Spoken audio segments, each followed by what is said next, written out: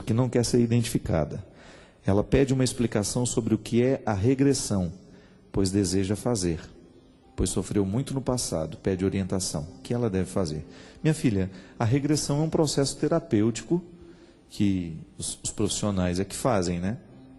Muito contestado. Tem muita gente, tem muito psicoterapeuta que gosta da regressão, tem outros que não. Há a regressão inconsciente, que é aquela que a pessoa parece que ela está dormindo, né? Ela é induzida a um processo, sei lá se chega a ser, acho que não é inconsciente aquilo. Ela toma um contato com a própria vida, com a própria história, com os fatos, naquele estado que não é o de consciência igual nós estamos agora. Então ali, segundo essa perspectiva, eles acreditam que muitos traumas são curados, porque a pessoa chega a um nível de reflexão, de contato com aquela realidade que conscientemente ela não tem coragem de chegar por causa dos medos, os bloqueios que o próprio fato causou dentro dela. Por outro lado, tem na psicologia de Jung, né, eles trabalham um pouco dessa regressão mais consciente. Em Recife, há uma psicóloga muito amiga minha, Margarida Félix, uma das mulheres mais inteligentes que eu conheci na minha vida. E ela trabalha, e ela é uma pessoa extremamente competente. E sabe o que eu acho mais bonito na Margarida? É a responsabilidade que ela tem com o conhecimento científico. Ela não é uma aventureira, ela não brinca de ser psicóloga, ela não brinca de ser psicoterapeuta. É muito renomada no Recife, é uma mulher extremamente capacitada, ela trabalhou durante muito tempo, não sei agora, tem muito tempo que eu não falo com ela. Mas ela tem um trabalho muito bonito lá na Jaqueira, né? naquele lugar ali do Recife, que era uma clínica que ela trabalhava com recuperação de deprimidos, depressivos, sem nenhum medicamento químico. Somente a partir da reestruturação de uma vida, de organização da vida da pessoa, com terapia ocupacional, com mudança da alimentação e atividade física. Tudo aquilo que a gente acredita. Eu acredito muito, minha gente. Eu acredito muito que a mudança de hábitos, ela favorece a nossa vida psíquica. E a Margarida acredita nisso também. E aplica isso no dia a dia, na ciência dela. Eu sei que dentro dessa perspectiva, a regressão é consciente. Ela acontece sem essa necessidade de ficar lá meio num estado que não é, né, o consciente, mas ela trabalha com esta regressão consciente, que é o momento que a gente vai conversando, porque regredir é isso, né? Não tem muito mistério, né? Agora é bom que você esteja acompanhado por um profissional, né? Às vezes, como amigos, a gente regride um com o outro, né? Não é verdade? Você começa a contar uma história, daqui a pouco aquela história lhe emociona e você começa a chorar. A gente só conta isso à medida em que a gente se sente acompanhado, que você tem confiança na pessoa que está do seu lado. Quando você tem liberdade de contar a sua história, você de alguma maneira você está fazendo a regressão. Não estou falando daquela que você faz dentro do consultório. Não estou falando deste processo de cura que nós muitas vezes podemos viver cada vez que a gente tem coragem e confiança de contar o que nos aconteceu. A palavra, gente, isso é tão interessante. A palavra que a gente diz, ela tem o poder muito grande de nos libertar. Por isso que eu sou fascinado com a linguagem. A palavra, aquilo que a gente fala, aquilo que a gente escuta, a palavra que está tocada pela sensibilidade artística, a música, a poesia, a linguagem gestual, né? Tudo isso é tão capaz de entrar dentro de nós e nos fazer tocar algumas coisas da nossa vida que às vezes estão esquecidas. É aquela velha história, às vezes você escuta uma música, você sente o cheiro da sua infância com a música que você escutou. Quantas vezes uma música entra... Eu brinco muito com o Padre Zezinho, que eu falo com ele que ele teria que regravar um CD dele que chama Reviravoltas. Reviravolta. É um CD que me lembra muito a minha infância. Eu falo interessado no que me desperta o CD, né? Mas eu tenho certeza que aquelas músicas marcaram a vida de muita gente. Nas reviravoltas que o mundo dá, nas idas e voltas que a vida tem, não há quem não tenha, e aí vai, que foram os outros, que foi o mundo, que foi a vida que quis fazer você infeliz, que foram os outros, que foi o mundo, que foi a vida que quis fazer você infeliz. Ele está falando das reviravoltas, né? E às vezes da culpa que a gente coloca nas reviravoltas, achando que elas é que fizeram a gente infeliz. Mas é interessante que quando eu escuto esse CD do Padre Zezinho, ainda bem que as Paulinas reeditaram, ele está lá para a gente comprar. Eu escuto aquilo e é impressionante o quanto que eu faço um retorno no tempo. Eu vejo a minha casa, as panelas da minha mãe, o sofá cheio de buraco, o gato escondido dentro do buraco do sofá, papagaio, balai de manga, tudo, né? É impressionante o quanto que aquelas músicas acendem dentro de mim a memória afetiva. Porque isso é muito interessante. No show Piano e Voz que a gente fez pelo Brasil, agora a gente parou um pouco com ele, a gente trabalhava muito a memória afetiva das pessoas, porque a gente cantava músicas que nos lembravam a infância. Eu me lembro que a segunda música do show, a terceira música do show era aquela do Toquinho. Voa coração, que a minha estrela te conduz, que o sol de um novo amor em breve vai brilhar. Vara a escuridão, vai onde a noite acende a luz, clareia seu caminho e acende o seu olhar. Gente, eu lembro quando eu escutava isso, eu era criança, no show mesmo, às vezes quando eu estava cantando essa música, eu via a cozinha da minha mãe, a geladeirinha velha, aquele rádio em cima, um pinguim, nós tínhamos um pinguim em cima da geladeira. E eu fico, durante o show, às vezes eu fazia umas viagens e eu via a minha mãe na sua mocidade ainda, né? Eu via os meus irmãos. É impressionante o quanto que a música nos faz voltar no tempo. E a gente até brincava no início do show, olha, esse show é uma viagem musical. Nós vamos voltar no tempo, nós vamos regredir. Usava o termo da psicologia. Porque quando a gente regride de um jeito certo, quando a gente volta ao acontecimento de um jeito certo, a gente tem a possibilidade de olhar para o passado com os olhos de hoje. A criança sofreu no passado. Quando eu sou capaz hoje de olhar para a minha pobreza, para as minhas restrições e rir de tudo isso, é porque de alguma maneira eu já pude visitar esse tempo e descobrir o valor dele. Mas quantas vezes na minha vida, gente, eu me recordava de alguns acontecimentos que eu vivi dentro da minha casa e sofria terrivelmente com a lembrança.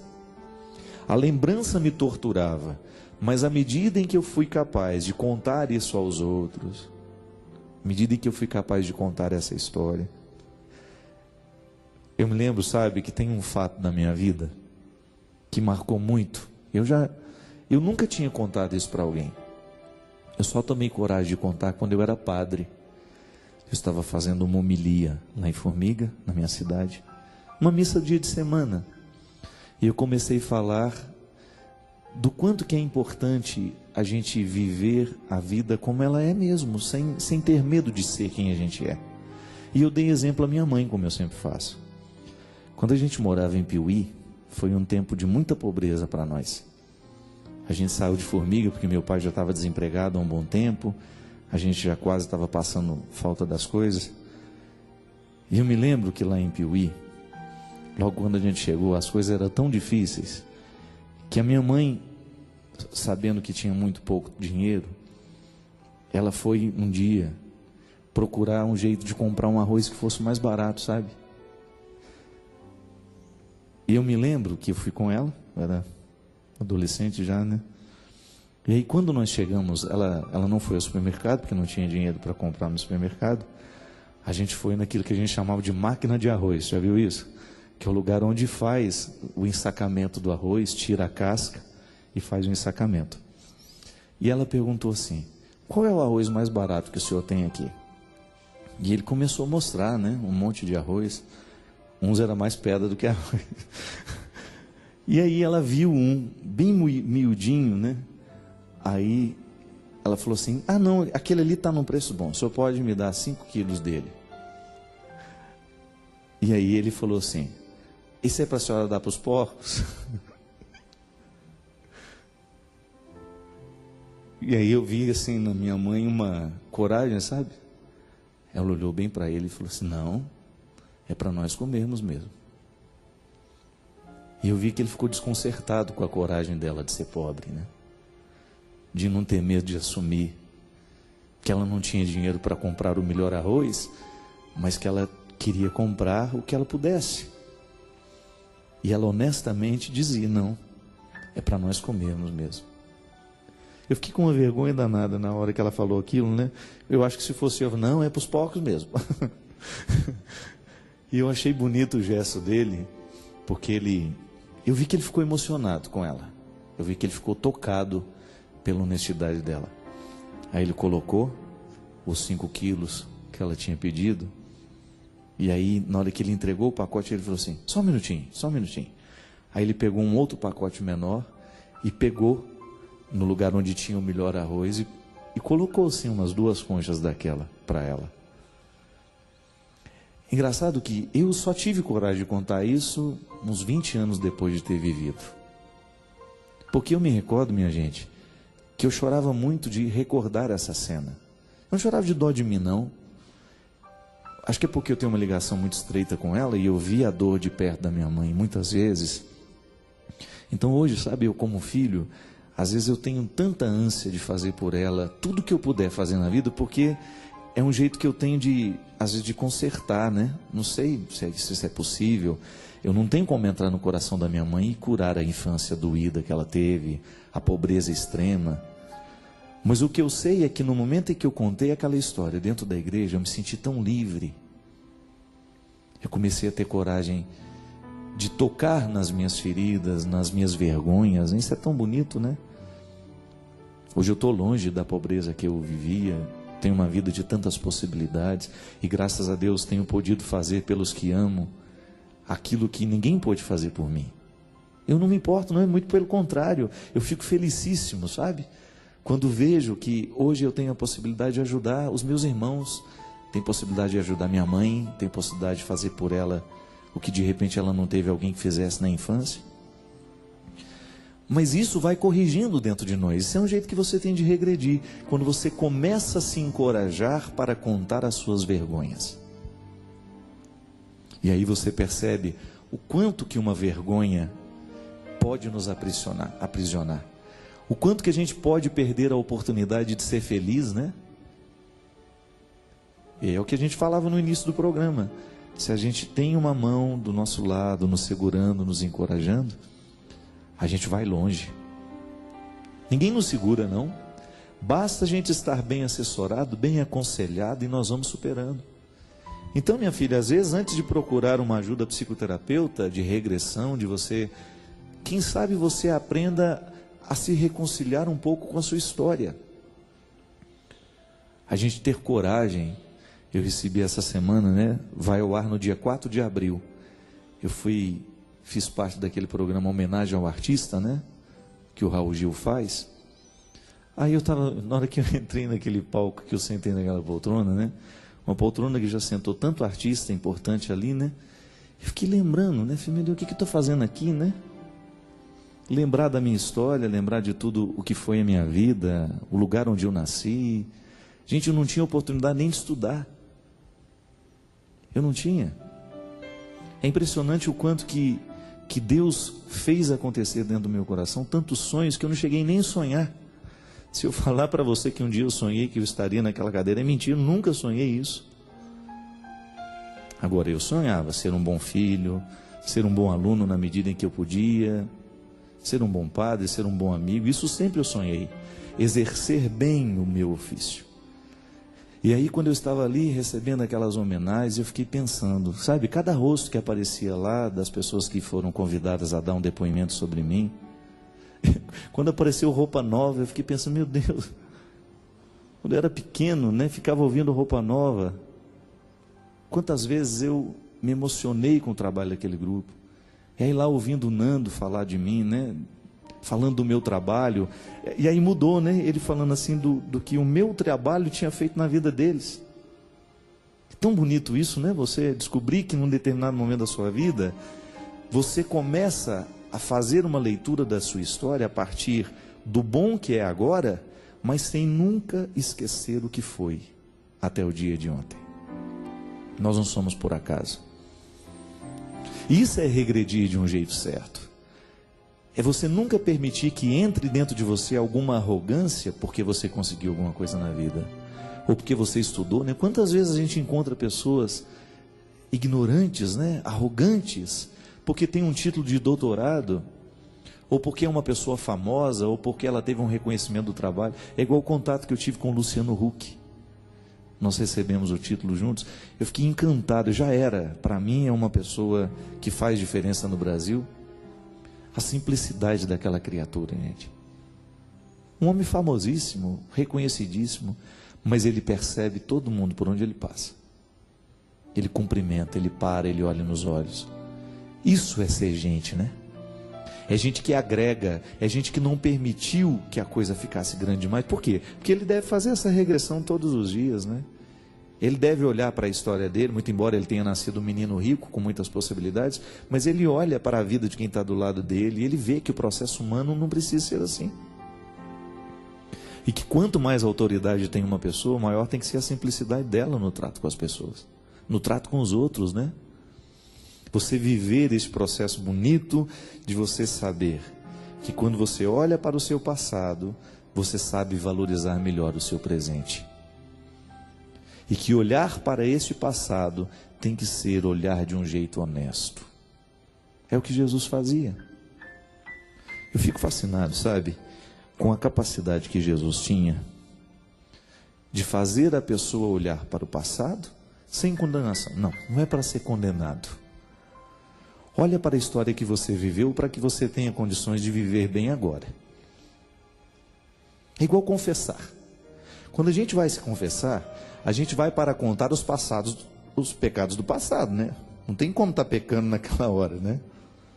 A não ser que você esteja mentindo demais para o padre. Mas a gente vai, a matéria-prima é o passado.